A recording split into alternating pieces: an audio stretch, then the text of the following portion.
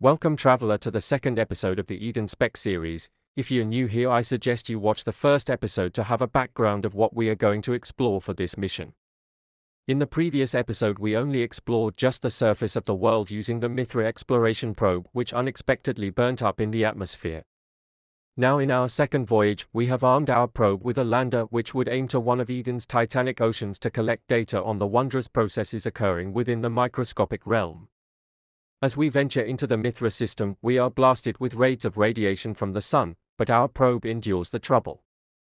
By using the gravity assist of the star, we are able to slingshot ourselves towards Eden, and in just a year we finally reach the planet.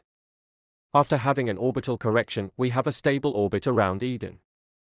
As we scan Eden's surface, we discover that the planet has evolved life.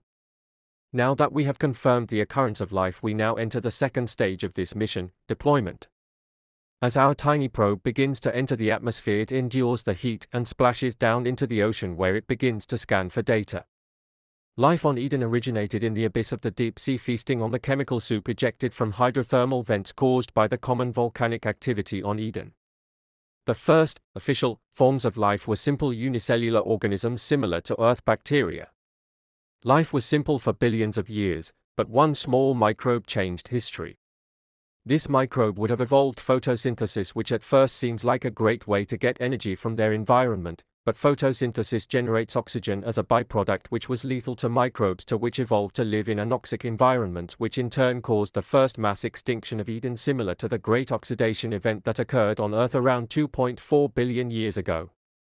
The few survivors who were able to adapt to this new world would have evolved to metabolize oxygen, which was more efficient than the ways their ancestors used.